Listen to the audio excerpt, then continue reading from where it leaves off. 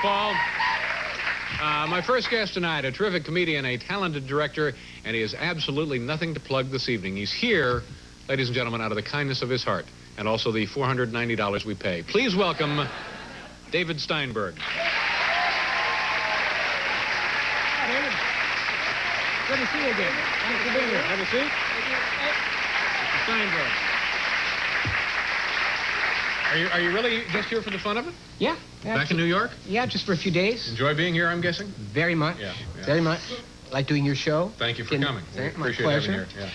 Yeah. Actually, New York is the only city I perform in. I like performing here. You know, Los Angeles is a very odd place. You know, I like living there, I like working here, but I don't really mix in Los Angeles like I do here. I like the New York Post. It's an interesting publication. Explain it for people around the country who may not be familiar with it. Well, the New York Post, they simplify everything. Gorbachev is Gorby. Right. They sort of make everyone into a coke dealer, you know?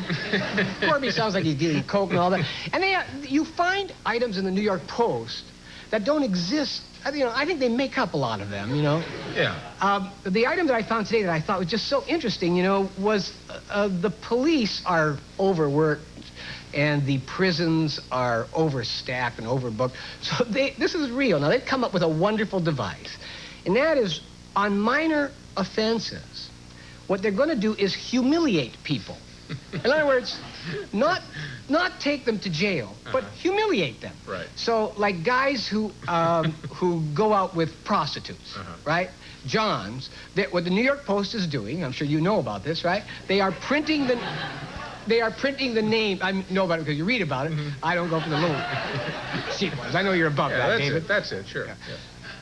The New York Post is printing the names of the Johns who go out with the hookers. Right in the newspaper. In the newspaper, Yeah. to humiliate them. Well, I like the notion of humiliation for small offenses. You know, I start to think, what other small offenses, how can we humiliate people more? You know, for instance, jaywalking.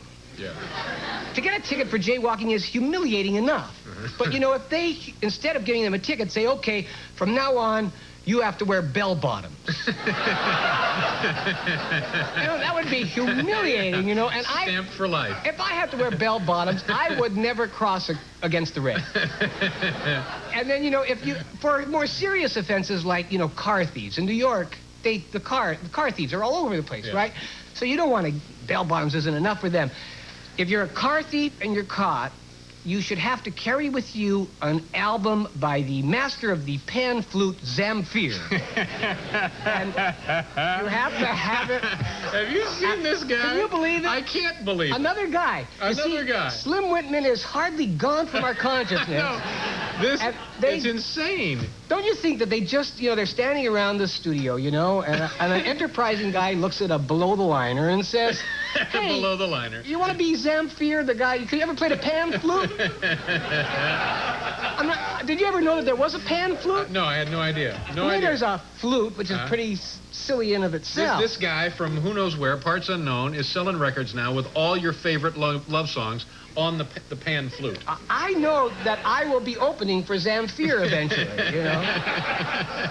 David Steinberg, 2 names, and Zamfir. No, go Zamfir on top. Now, can that thing be selling, do you suppose? Are people buying that? Oh, people. A lot of Zamfir fans in the world? A lot of pan flute fans? People buy what they see on People believe television. You know, I mean, the president. Yeah. You know, President Reagan is sold himself on television. You know what I mean? So they buy it. They buy all these things. I believe in that. Zamfir and the pan flute. Okay, we need to do a commercial, and then we'll be right back here with David Steinberg. I thought I was the only one who had ever seen that.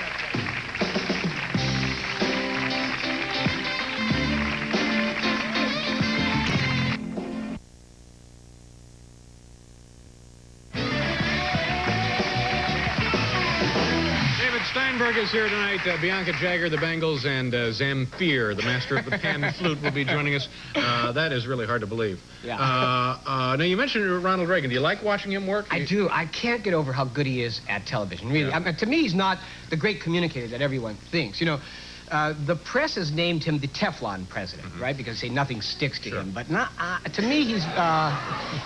to me, he's more like the Popeil pocket fisherman president, you know, or the Ginsu knife president, you know. It looks good on television, but when you get it home, it never works, you know. You get it out on the lake. That's right. But the thing about Reagan, they know television so well, the Reagan family. I mean, he's an actor, and he plays it. He's the first president that took office and looks better. You notice that? He's a very hardy-looking man. I mean, Jimmy Carter was in office for 3 weeks, and he started to look like Golda Meir, you know? And Reagan has been there for so long, and he looks better and better. Seems to be thriving on it, doesn't he? He likes it. You know, he's having a real good time. And he knows how to use television, and he sends them out to use TV. For instance, Nancy was on Different Strokes last year, you know, so that's a little bizarre.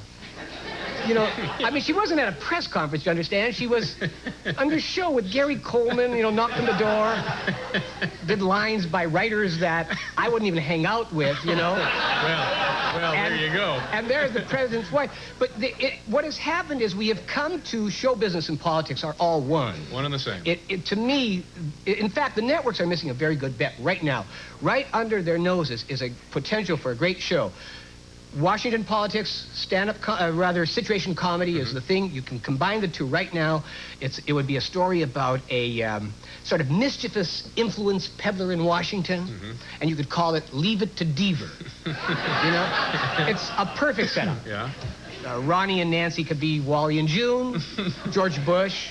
Who would George? No, Edwin Meese could be Lumpy. I thought that would be great. He could make a perfect Lumpy. Yeah. But it is now the first time we are seeing the crossovers. It's very, very exciting to me. Yeah. I watch it. I watch television all the time. Have you considered recently doing any television, like a series or something? Well, I'll tell you why I won't do television. No, I like doing I'm going to be very hot next year because I'm one of the few people without a talk show.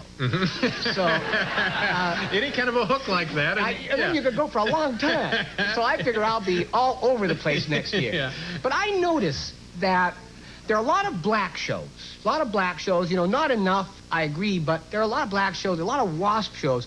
But in prime time, they have very few shows about Jews.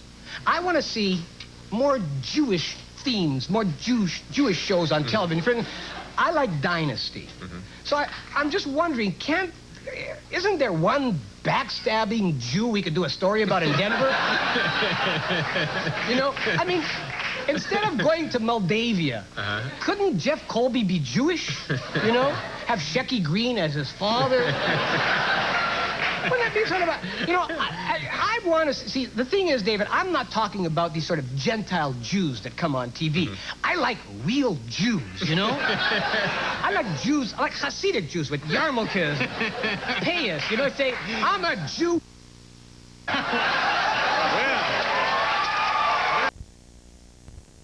I'm a Jew.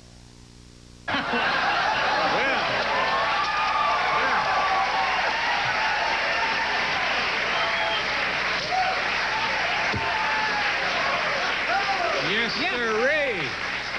Yes, sir. Yes, you know, sir. I'll tell you something. I'm obviously joking about a subject, but I know that. I know that as we talk, I know this.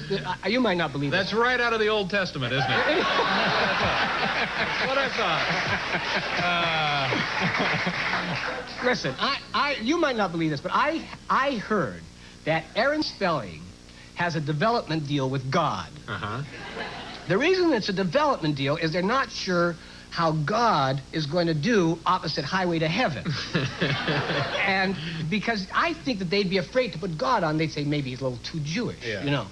So I'm after them. I am watching them at all times, and I am here to report that there aren't enough Jews on TV, and I'll report you from time to time. Okay, I appreciate that. I will. I will also. Appreciate that. Okay. Listen, have a good time here in New York. Thank Enjoy you very yourself. much. Thanks for coming David. by. Good to see you. David Steinberg, ladies and gentlemen.